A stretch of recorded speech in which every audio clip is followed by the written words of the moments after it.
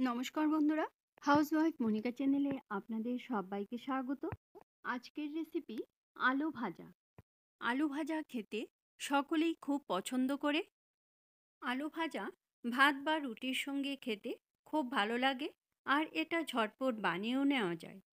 চলুন তাহলে দেখে নেওয়া যাক আমি কিভাবে প্রায়শই আলু ভাজা রান্না করে থাকি। আলু ভাজা বানানোর জন্য নিয়েছি দুটি বড় সাইজের আলু। আলুগুলি খোসা ছাড়িয়ে কুচি করে কেটে নিয়েছি, তবে খুব বেশি সরু করিনি, একটু মোটা মোটা রেখে কেটেছি। তারপর খুব ভালো করে ধুয়ে নিয়েছি। কড়াইতে দিয়ে দিলাম সরিষার তেল, তারপর ফোড়নে দিলাম একটা শুকনো লঙ্কা, 1/4 চামচ পাঁচফোড়ন। এখন ফোড়নটা ভালো করে ভেজে নেব। ফোড়ন ভালো করে ভাজা হয়ে গেলে এর মধ্যে দিয়ে দিলাম আলুগুলি। আলু দেওয়ার পর হালকা করে একটু নেড়ে দিতে হবে। আলুগুলি একটু নেড়ে দেওয়ার পর এর মধ্যে দিয়ে দিলাম স্বাদ অনুসারে লবণ আর পরিমাণ অনুসারে হলুদ। লবণ আর হলুদ দেওয়ার পর ভালো করে আলুর সঙ্গে মিশিয়ে দিতে হবে। তারপর চুলার ফ্লেমটা একদম লোতে করে ঢাকা দিয়ে দেব প্রায় 3 মিনিটের জন্য। 3 মিনিট হয়ে গেছে। এখন ঢাকনা সরিয়ে আবার নেড়ে দিতে হবে আর চেক করে নিতে হবে কতটুকু সেদ্ধ হয়েছে। দেখুন, এখনও অনেক শক্ত আছে, তাই চুলার ফ্লেমটা আবারও লোতে করে ঢাকা দিয়ে দেব প্রায় 3 মিনিটের জন্য। লো ফ্লেমে আবারও 3 মিনিট ঢেকে রাখার পর এখন ঢাকনা সরিয়ে আস্তে আস্তে ভালো করে নেড়ে দেব আর চেক করে নেব কতটুকু সেদ্ধ হয়েছে। অনেকটা সেদ্ধ হয়ে গেছে, আর ঢাকার কোনো প্রয়োজন নেই। আলুগুলি যেন খুব বেশি নরম হয়ে না যায়, এদিকে খেয়াল রাখতে হবে। দেখুন, আলুগুলি যদি নরম হয়ে যায় তাহলে আলু ভাজাটা ভালো হবে না, আর খেতেও খুব বেশি ভালো লাগবে না।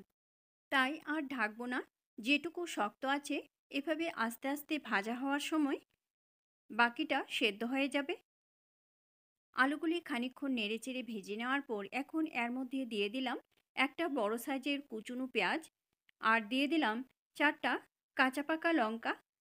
লঙ্কাগুলি আমি মাঝখান থেকে চিড়ে দিয়েছি।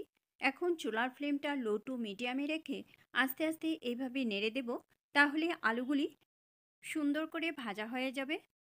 আর এইভাবে মাঝে মাঝে নেড়ে দিতে হবে।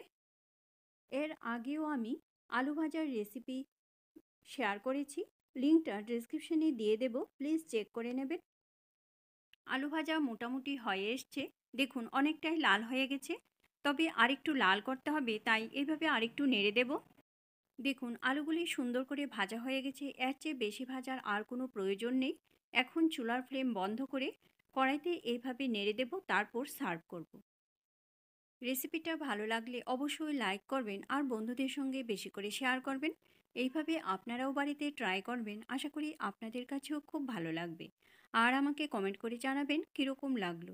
আমার চ্যানেলে নতুন দর্শক বন্ধু হয়ে থাকলে চ্যানেলটা সাবস্ক্রাইব করে আমার পাশে থাকবেন, আর বেল আইকনটা অবশ্যই প্রেস করে দেবেন, কেননা আমি চ্যানেলে নতুন কোনো রেসিপি দিলে রেসিপিটা আপনাদের কাছে খুব তাড়াতাড়ি পৌঁছে যাবে। আপনাদের যদি কোনো রেসিপি দেখার ইচ্ছে থাকে তাহলে কমেন্ট বক্সে অবশ্যই কমেন্ট করে জানাবেন।